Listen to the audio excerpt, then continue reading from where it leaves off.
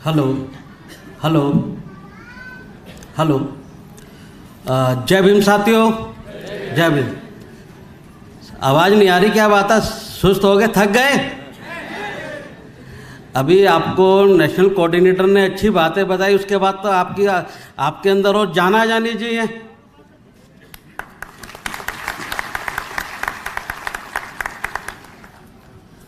साथियों, सबसे पहले मैं अपने देश में, भारत देश में समय समय पर जन्मे हमारे महान संतों, गुरुओं व महापुरुषों में भी खासकर महात्मा ज्योतिराव फूले, छत्रपति शाहूजी महाराज, नारायण गुरु, बाबा साहब डॉक्टर भीमराव अंबेडकर एवं मान्यवर श्री काशीराम जी आदि को हार्दिक दिल से आदर सम्मान व नमन करने के साथ साथ इनके बताए हुए रास्तों पर चलकर वे इनके आधे अधूरे पड़े कारवां को मंजिल तक पहुंचाने के लिए अपनी पूरी जिंदगी समर्पित करने वाली मेरी खास आदर्श वे प्रेरणा तथा हम सब की सम्मानित एवं बहन जी के नाम से लोकप्रिय माननीय बहन कुमारी मायावती जी को, जो आबादी के हिसाब से देश के सबसे बड़े प्रदेश उत्तर प्रदेश स्टेट की 4 बार मुख्यमंत्री वे संसद में कई बार लोकसभा एवं राज्यसभा की भी सांसद रह चुकी हैं और बीएसपी की राष्ट्रीय अध्यक्ष भी हैं। इनको मैं पूरे तहे दिल से आदर सम्मान करता हूं। साथियों, मैं आपके महाराष्ट्र प्रदेश के औरंगाबाद में कार्यकर्ताओं के बीच में पार्टी के संबंध में कुछ अपनी बातें रखने आया हूं।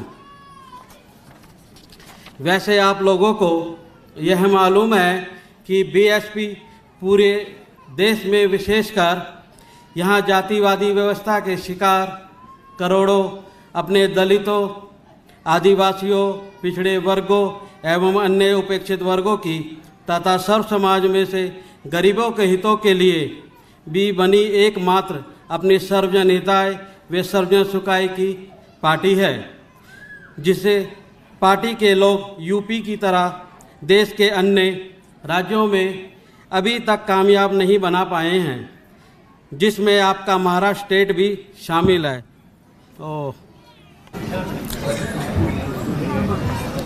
और इसका मुख्य कारण यह रहा है कि हमारे इन वर्गों के लोगों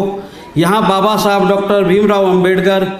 जी की बात पर अभी तक पूरे तौर पर अमल नहीं कर पा रहे हैं। साथियों,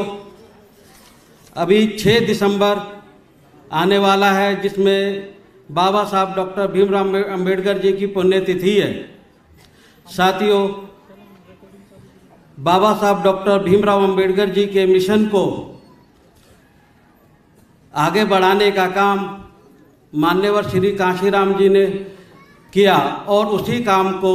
आगे बढ़ाने का काम माननीय बहन जी कर रही हैं। जबकि बाबा साहब डॉक्टर भीमराव अंबेडकर ने अपने इन वर्गों के लोगों को यह कहा था कि मैंने अपने काफ़ी अथक प्रयास व संघर्षों से इन्हें अपने पैरों पर खड़ा करने के लिए भारतीय संविधान में कानूनी अधिकार तो दिला दिए हैं, लेकिन इनका सही व पूरा लाभ लेने के लिए इन वर्गों के लोगों को केंद्र व राज्य की भी सत्ता खुद अपने हाथों में लेना बहुत ज़रूरी है, जिसके लिए इनको अपना एक राजनीतिक मंच बना के उससे उन्हें जुड़ना होगा और इनका पूरे देश में एकमात्र सही राजनीतिक मंच केवल बहुजन समाज पार्टी ही है, जिससे इन्हें जुड़ना बहुत ज़रूरी है। किंतु दुख की बात यह है कि इस मामले में बाबा साहब डॉक्टर भीमराव अंबेडकर जी के जीते जी वे उनके देहांत के बाद भी तथा मान्यवर श्री काशीराम जी के जीते जी वे उनके देहांत के बाद भी केवल यूपी को छोड़कर देश के अन्य राज्यों में अपनी पार्टी को अभी तक पूरी कामयाबी नहीं मिली है। जबकि इसके लिए खासकर हमारे इन दोनों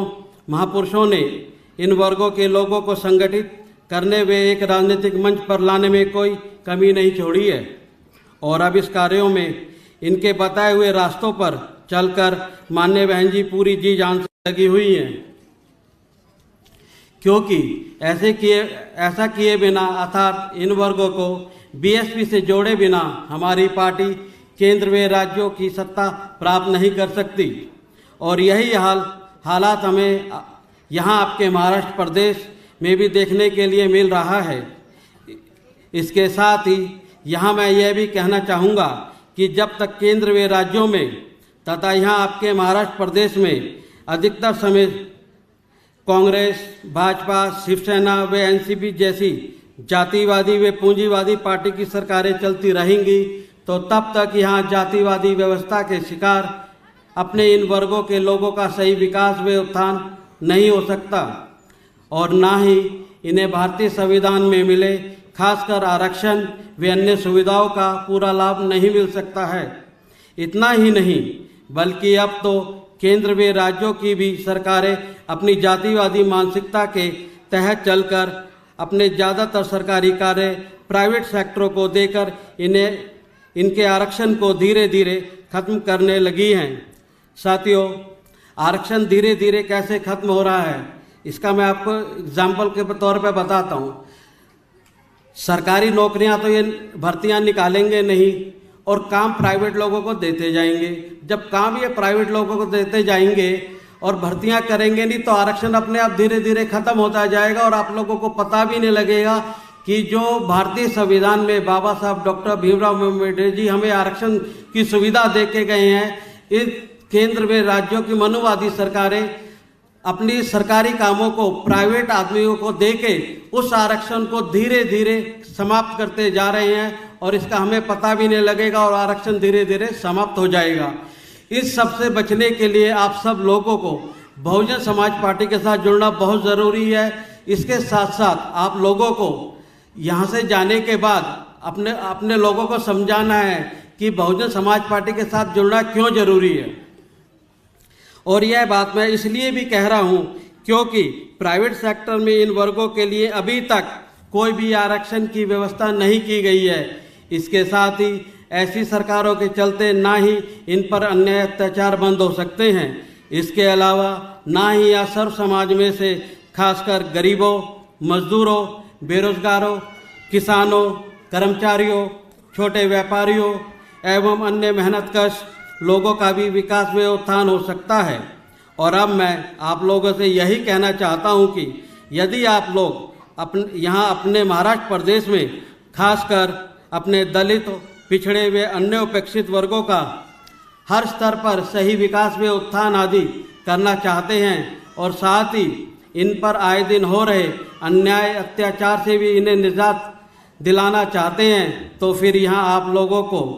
महाराष्ट्र प्रदेश में भी अपनी खुद की पार्टी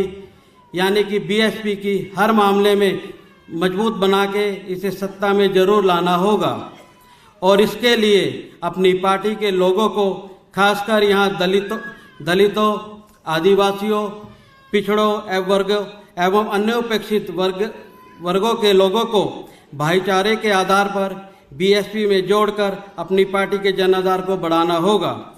जिसके लिए यहाँ आपके महाराष्ट्र प्रदेश में माननीय बहन कुमारी मायावती जी ने बीएसपी के संगठन को तैयार करने व जनाधार को बढ़ाने के लिए आपको जो जरूरी दिशा निर्देश दिए हैं उनका आप लोगों को पूरी ईमानदारी व निष्ठा से पालन करना होगा। इसके अलावा बहुजन समाज की गैर राजनीतिक जड़ों को मजबूत बनाने के लिए बामसेफ का तथा पार्टी के कार्यक्रमों में अनुशासन को बनाने के लिए बीबीएफ का जो गठन किया गया है और जिन लोगों को भी इन सभी संगठनों की यहाँ आपके प्रदेश में जिम्मेदारी सौंपी गई है उन्हें भी माननीय बहन जी के द्वारा इस संबंध में दिए गए जरूरी दिशा निर्देशों के मुताबिक चलकर अपनी जिम्मेदारी को पूरे ढंग से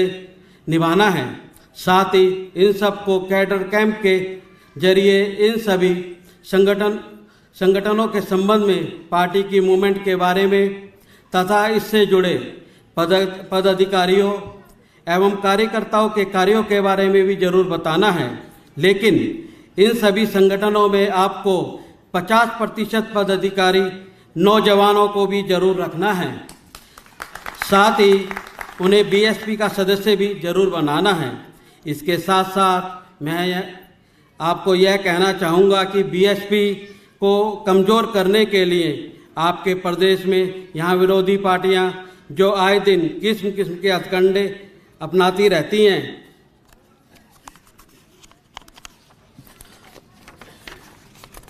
तो उनसे भी आप लोगों को समय समय पर जरूर सावधान रहना है। और यदि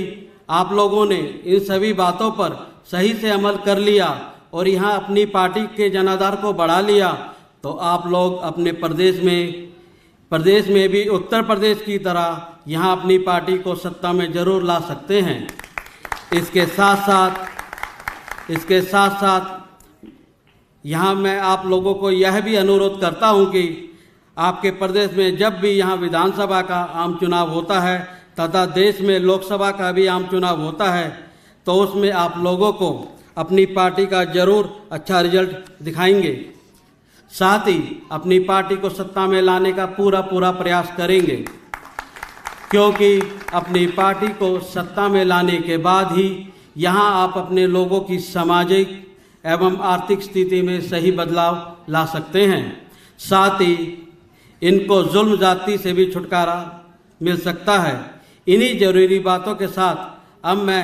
आपसे यही उम्मीद करता हूं कि आप लोगों को माननीय बहन कुमारी मायावती जी के बताए हुए दिशा निर्देशों के मुताबिक चलकर यहाँ अपनी पार्टी के संगठनों को मजबूत बनाने के साथ साथ अपने पार्टी के जनाधार को भी बड़े पैमाने पर यहाँ अपने प्रदेश में बढ़ाना होगा। यहाँ आपके प्रदेश में नेशनल कोऑर्डिनेटर श्री आकाश आनंद जी के नेतृत्व में श्री अशोक सिद्धार्थ जी, जो पूर्व राज्यसभा सांसद श्री नितिन सिंह केंद्रीय स्टेट कोऑर्डिनेटर के साथ साथ प्रदेश अध्यक्ष एडवोकेट संदीप ताजने, प्रदेश कोऑर्डिनेटर एडवोकेट मनीष कावडे जी मिलकर पार्टी को मजबूत करने में पूरी मेहनत के साथ लगे हुए हैं। और इन सब की वजह से ही यहाँ अब अपनी पार्टी का जनाधार भी धीरे धीरे बढ़ रहा है। वैसे मुझे इन पर पूरी उम्मीद है कि इस कार्यों में आगे भी ये लोग हमारे लोग पूरी जी जान से आगे मेहनत करते रहेंगे। इसके साथ साथ साथियों, 6 दिसंबर आ रहा है, मान्यवर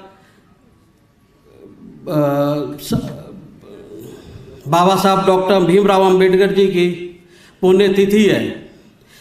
इस पुण्यतिथि के मौके पर यहाँ पर जितने भी हमारे पदाधिकारी बैठे हैं अपने हर ज़िले में जाएंगे और कार्यक्रम करेंगे। हर ज़िले में जाकर अपने लोगों को समझाएंगे कि बाबा साहब ने क्या क्या काम किया। उन बाबा साहब के कामों को, उनके कारवां को मान्यवर श्री काशीराम जी ने आगे बढ़ाया। और मान्यवर श्री काशीराम जी जो कारवां अधूरा छोड़ के गए थे, उस कारवां को बहन जी पूरी मेहनत से आगे बढ़ा रहे हैं। अगर आप बाबा साहब डॉक्टर भीमराव अंबेडकर जी को सच्ची श्रद्धांजलि देना चाहते हैं तो इस कारवां को इतनी तेज़ी से आगे बढ़ाएं कि बहन जी आगे चल के सत्ता में आए, तो यही बाबा साहब के लिए हमारी सच्ची श्रद्धांजलि होगी। इसी विश्वास भरोसे के साथ अब मैं अपनी बात यही समाप्त करता हूँ। जय भीम, जय भारत, जय बहन। धन्यवाद साहब।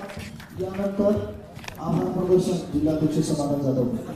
डॉक्टर बाबासाहेब आंबेडकरांचा जय।